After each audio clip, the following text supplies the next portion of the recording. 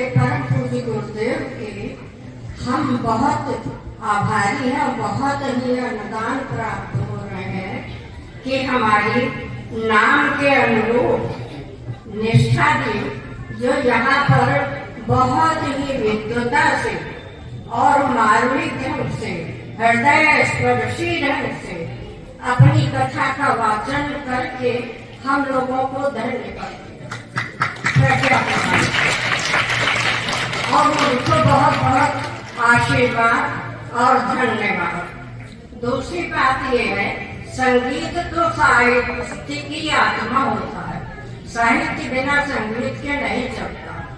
इसलिए संगीत की प्रभारी जो बनाई गई रेखा जी और पूरी टोली को भी हम बहुत बहुत आशीर्वाद और धन्यवाद देते हैं।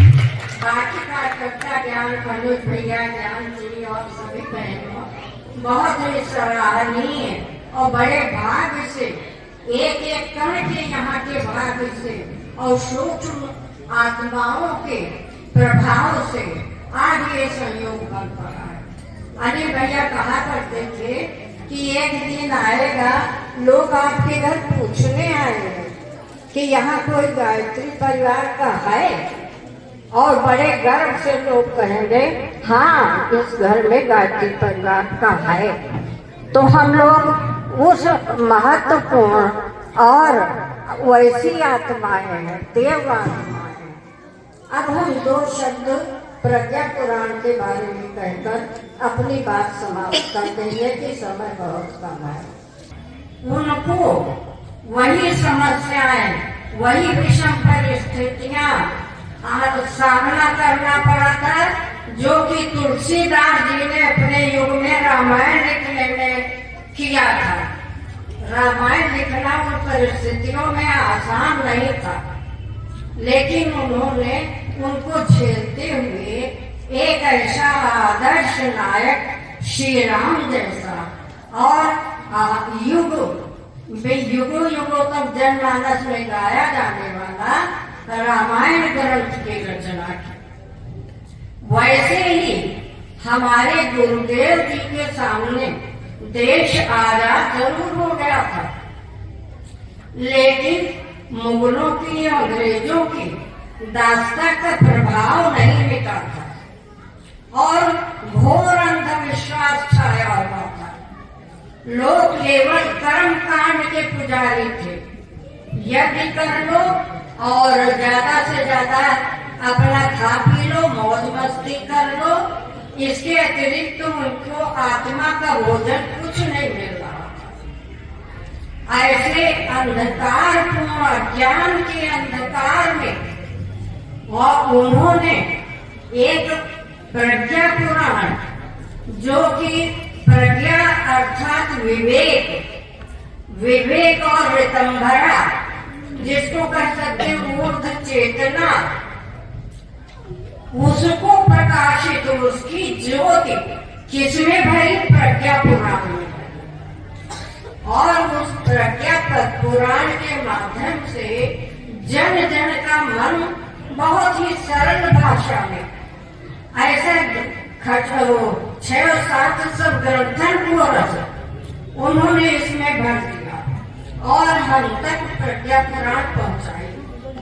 अब ये हमारे भाग्य और सौभाग्य की बात है कि हम उसे कहाँ तक पा सकते हैं।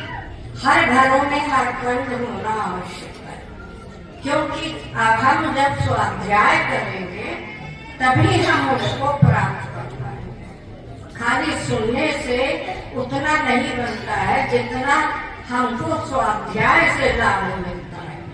इसलिए हर कोई प्रज्ञा पुराण लेकर के जाए अपनी सुविधा अनुसार और उसका स्वयं अध्ययन करें, क्योंकि देखिए सांसों का कोई ठिकाना नहीं। सांस सांस में राम को व्यर्था सांस न खोए, न जाने किस सांस का आवन होएगा। डॉक्टर लोग बड़ा सीना थपथपाते हैं, बड़ी दवाइयां देते हैं, लेकिन अगर वो अंतिम सांस है तो वो एक भी सांस दिला नहीं सकते। हमारे गुरुदेव की हमको एक बहुत हमको सौभाग्य है कि 2-3 बार हमें उनके साथ बात करने का सौभाग्य मिला। और कम से कम 25-30 साल से इस जब से स्थापना हुई थी, इस मंदिर से आत्मीयता पूर्वक जुड़े और हर बृहस्पति को हम आते अवश्य थे। तो ऐसे मंदिर में आप सौभाग्य से हम आ पाए हैं, बहुत बड़ी बात है।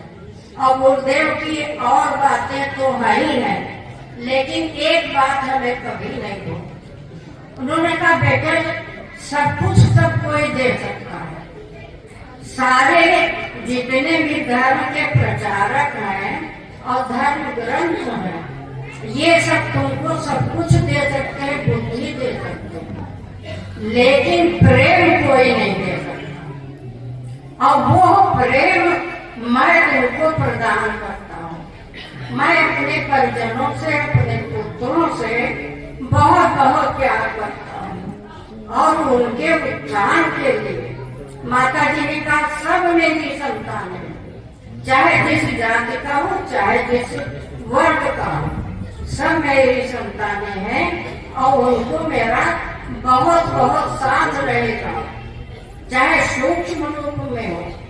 और सूक्ष्म रूप में वो विद्यमान है। और हमारे गुरु जी ने अपने गुरु का अक्षर सह शासन अनुशासन को माना। जिस दिन दर्शन हुए उसी दिन से उन्होंने एक भी बात टाली नहीं। तो इसी प्रकार से हमको भी केवल मात्र एक संकल्प ले लीजिए, ज्यादा नहीं, कि हम हर समय राम का नाम स्मरण करेंगे और बहुत सहज है, कोई काम करते रहो राम राम करते। और दूसरी बात है साहित्य जरूर पहुंचाएंगे। नया साल शुरू हो रहा है, 30 रुपए के तो छोटी छोटी किताबों को पैकेट देखिए, वी माने विशेष और ज्ञान वाले ज्ञान। तो विज्ञान से अगर हमारे अध्यात्म को जोड़ा तुलसी ने, देखिए वो भावात्मक रूप से भावनाओं में बहकर भक्ति करने वालों में तुलसी नहीं थे, उन्होंने विवेक से जोड़ा। और वही कार्य हमारे गुरु जी ने किया कि अब केवल हम अगर चेतना में सुधार कर सकते हैं, विचारों में सुधार कर सकते हैं, तभी जन का सुधार होगा। और किसी तरह से बुद्धि तो हमारा सारा जीवन निर्धारित करती है, इसलिए और चेतना हमारी ऊर्ध्व बुद्धि कब बढ़ेगी, जब हम सत्संग करेंगे। इसीलिए नवधा भक्त में प्रथम भक्ति कही। लेकिन हर समय हर जगह हर व्यक्ति का सत्संग भी नहीं मिलता और न किया जाना चाहिए, लेकिन किताबों का सत्संग तो मिलता है। और वो किताबों का अंबार गुरु जी ने लिख के डाल दिया। अभी पता नहीं कितना अंबार छपने को पड़ा है। हमारी जीवन भर जो है वो छोटा है, पर एक एक लाइन उसकी गागर में सागर है और सबको उसको पढ़ना ही चाहिए। अब अंत में हम केवल एक लाइन कहकर अपनी बात बहुत कम ज्यादा समय हो गया है। देखिए बाली ने मरते समय क्या कहा था, उसने कहा था नाथ कर करुणा बिनो कहूँ देव जो बर मांगो। आप करुणा करके, क्योंकि हमारे सामने आप हैं, तो आप एक वरदान मांगता हूँ वो दीजिए। जय जोग जन्मो कर्म बस श्री राम पदम।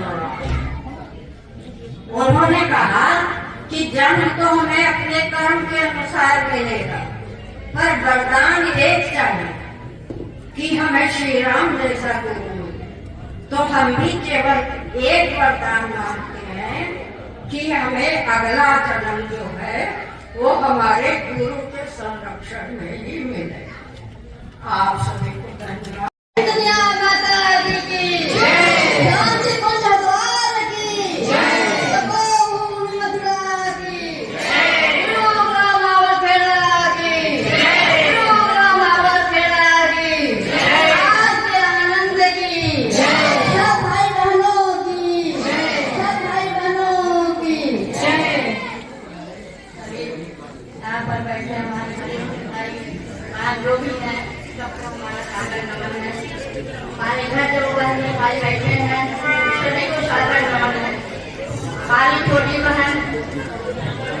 लेखा जो है इतना विश्लेषण हमारा करके कि उस योग हम नहीं।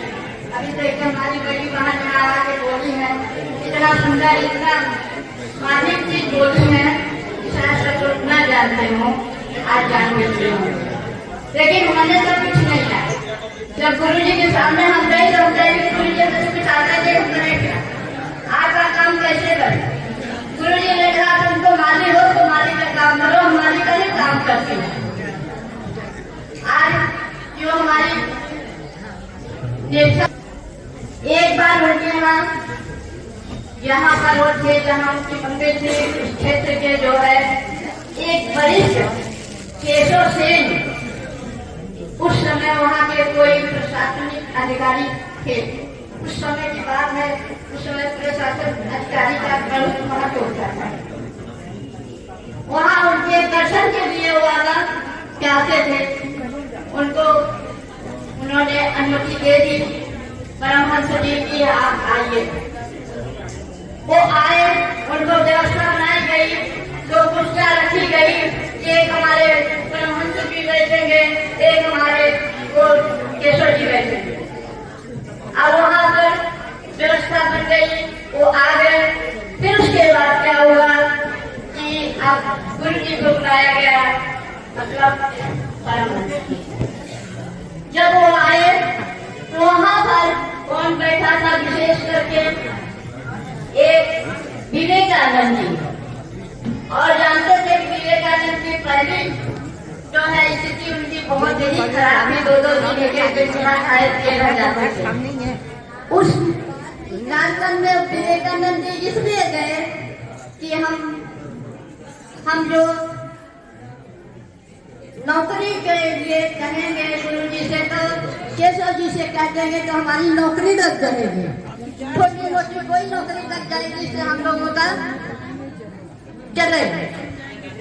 फिर इसके बाद जो है विवेकानंद जी बैठे थे, सेन जी कुर्सी पर बैठे थे, और सब लोग गुरु जी आए तो सब लोग दौड़े दौड़े आए, कुर्सी ठीक ठाक करने लगे। लेकिन गुरु जी कहाँ बैठे? विवेकानंद के पास। अब सब उनके जो शिष्य थे सोचे कि गुरु जी देखे नहीं कि सेन जी कहाँ बैठे हैं, इसलिए वहाँ बैठ गए। जब कोई जाकर के कहा कि गुरु जी सेन जी तो केशव जी तो वहाँ बैठे हैं, आप यहाँ क्यों बैठे हैं? जानते हैं भाई बहन, जानते हैं कि क्या कहे गुरुदेव?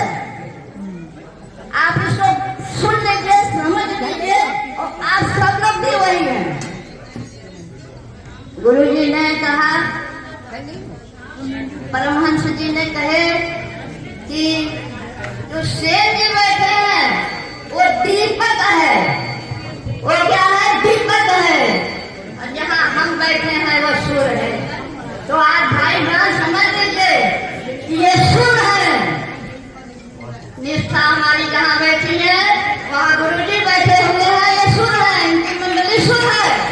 लेकिन हम सब जो है एक दीपक है, कभी भी बुझ सकती है, कभी भी जल सकती है। लेकिन सूर्य जो उगा तो उगा ही रहेगा, जो उसकी किरण है वो किरण ही रहेगी, और जो उसकी शक्ति है ऊर्जा है सूर्य के अंदर, हम आप सब लोग उसको लेने का भाग्य सौभाग्य मिला है जो उसको लेते हैं। और सूर्य चमकता रहता है, हमारी प्रिय बहन निष्ठा जो हमेशा चमकेगी, बन करके डालगी बन करके ये खुद महिलाओं पे नृत्य करेंगे। क्योंकि अभी 16 तारीख को चंदन जी आए थे भैया, उनसे हम मिली थी, तो वार्तालाप में घर पर बैठे थे, वार्तालाप हुई, हमने उनसे भी इशारा किया कि भाई साहब युवा सम्मेलन हो गया, कन्या कौशल सम्मेलन हो गया, सब हो गया, लेकिन नारी जागरण का सम्मेलन अभी नहीं हुआ है। तो कहें कि हाँ हाँ बिल्कुल शुरू करिए, हम आपके साथ हैं। तो हमारे साथ सूर्य है, इसलिए शायद हम उम्मीद करते हैं कि आप सभी लोगों के प्रयास से नारी जागरण जरूर होगा, जरूर होगा, जरूर होगा। अगर आप खड़ी हो गए तो नारी जागरण होने में कोई संदेह नहीं है। इसी के साथ हम जो है अपना वाणी करके भाई साहब है बहुत कम समय है, हमारा हृदय धुल रहा है, भावनाएं पवित्र हो रही हैं। अब आप लोग दोहराएंगे, हम जो बोलेंगे उसे दोहराएंगे आप लोग। बोले ओम पवित्रता मम पवित्रता मम मनः काय अंतःकरणेषु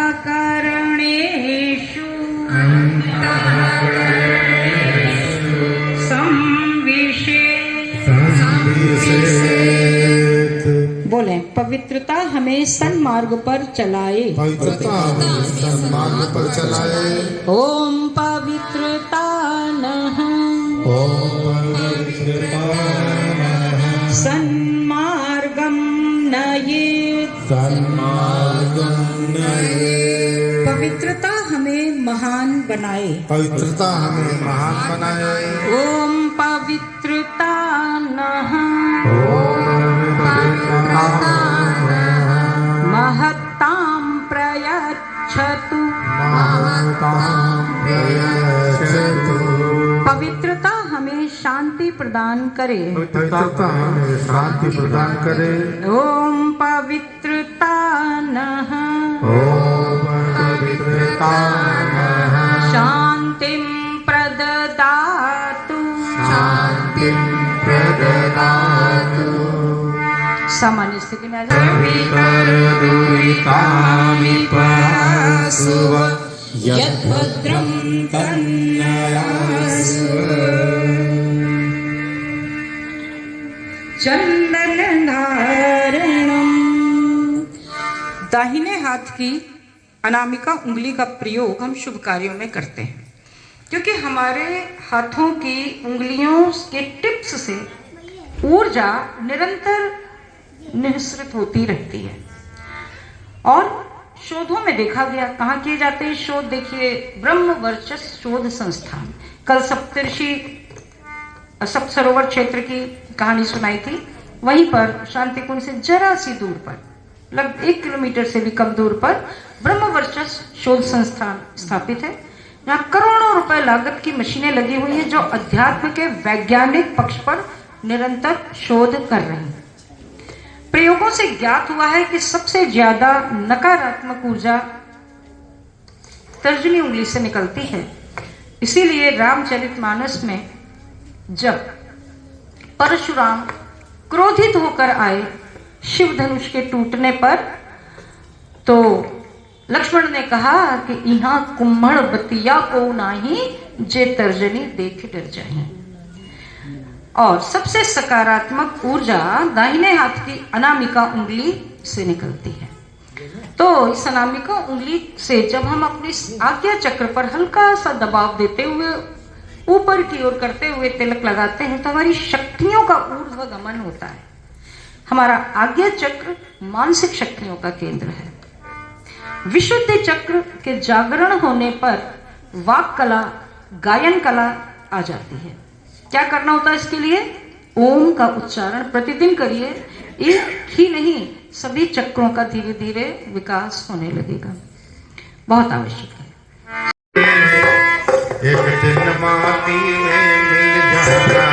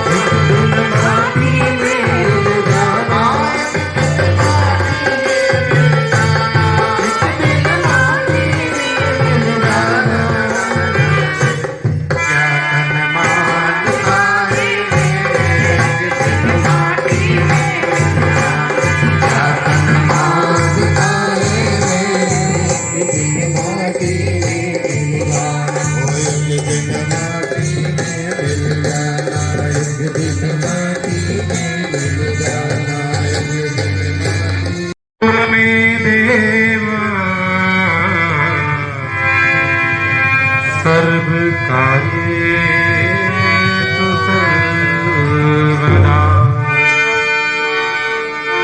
गुरु जी की करिए वंदना, भाव से बारंबार नाम सुनो का से किया, जिसने भव से पार।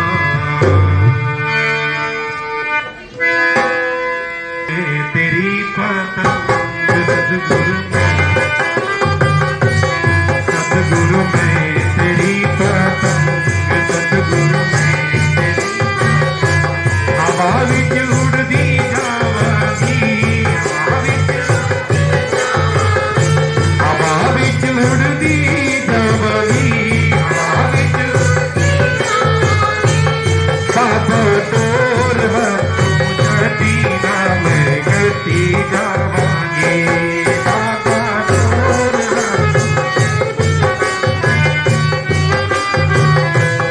सतगुरु में तेरी पतंग, सतगुरु में गुरु में तेरी पतंग।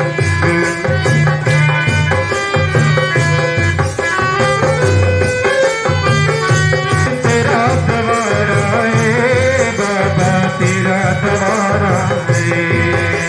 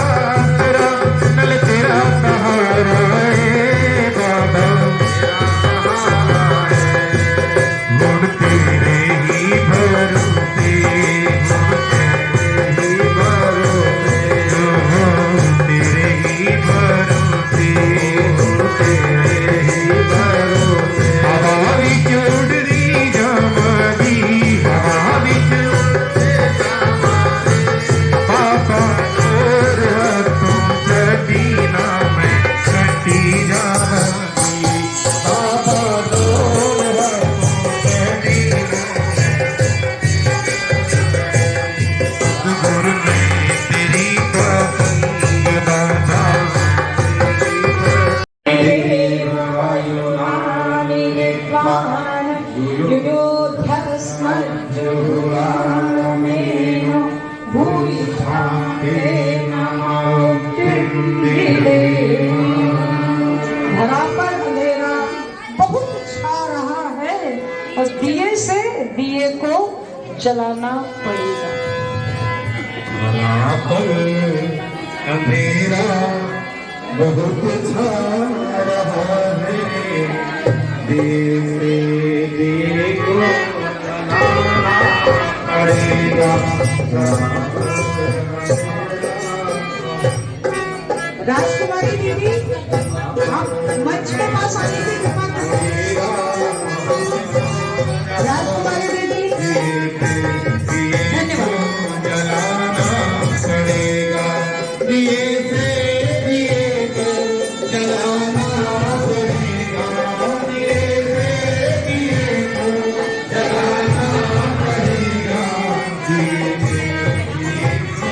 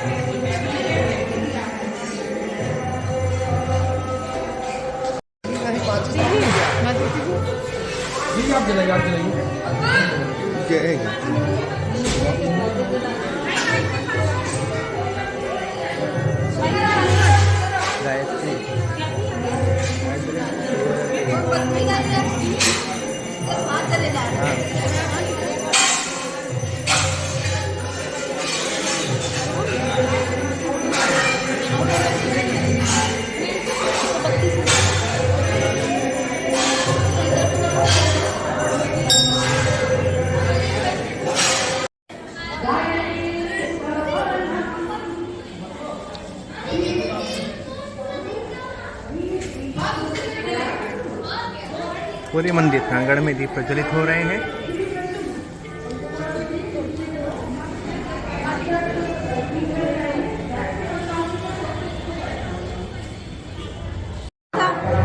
फोन नंबर नहीं था।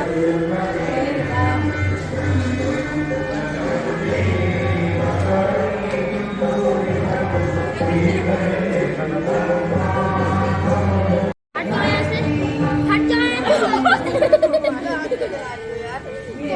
हाथ की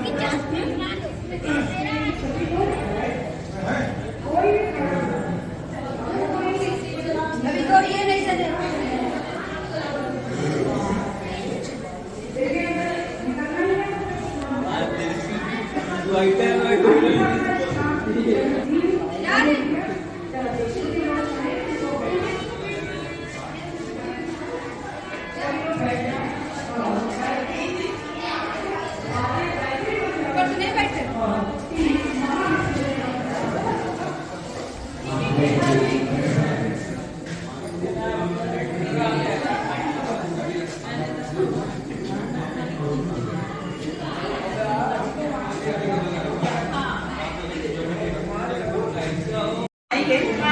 चित्त होकर बैठे, दोनों हाथ गोद में, नेत्र बंद, बायां हाथ नीचे, दाहिना हाथ ऊपर और परम पूज्य गुरुदेव का ध्यान।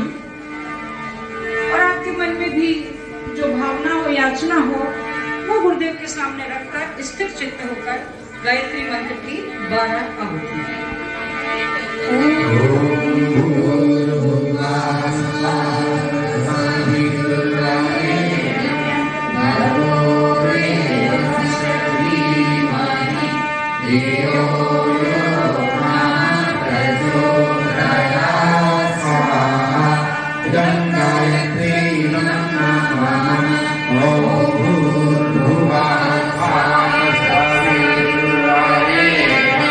भगो देवस्य धीमहि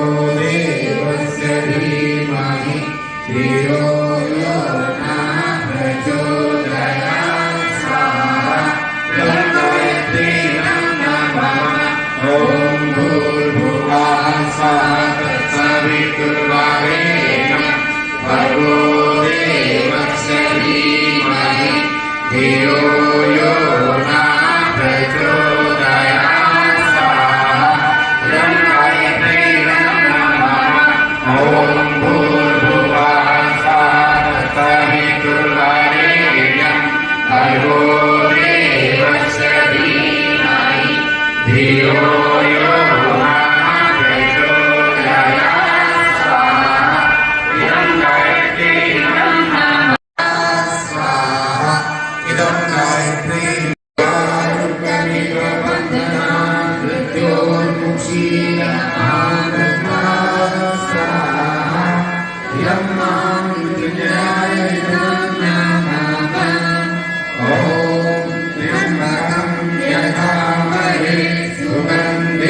पुष्टिवर्धनम् उर्वारुकमिव बन्धनान् मृत्योर्मुक्षीयमामृतात् स्वाहा इदं महामृत्युञ्जयाय ॐ त्र्यम्बकं यजामहे सुगन्धिं पुष्टिवर्धनम् उर्वारुकमिव बन्धनान् मृत्योर्मुक्षीयमामृतात् स्वाहा इदं महामृत्युञ्जयाय गूढमिदं गूढामगूढं गच्छति गूढस्य गूढमादाय गूढमेवावशिष्यते स्वाहा ॐ सर्वै गूढं स्वाहा ॐ सर्वै गूढं स्वाहा ॐ सर्वै गूढं स्वाहा। इस पूर्णाहुति के साथ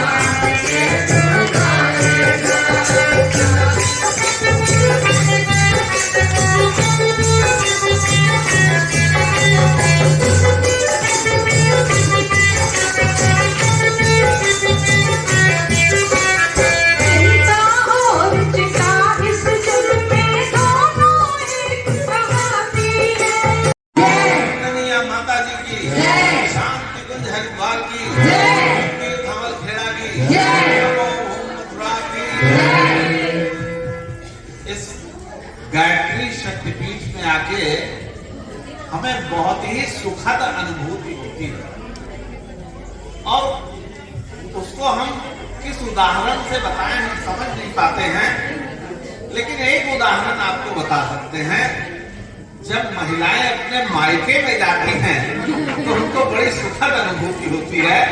बस वही अनुभूति होती है क्योंकि हमने गायत्री परिवार का ABCD जो सीखा है वो इसी क्षेत्र से सीखा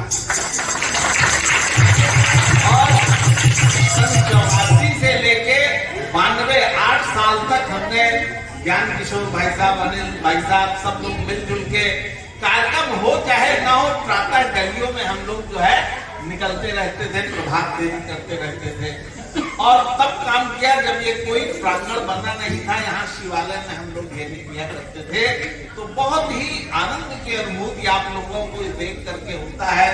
ये केंद्र जो शुरुआत हुई थी आज अपनी यौवनावस्था से चरम अवस्था में पहुंचता हुआ चला जा रहा है।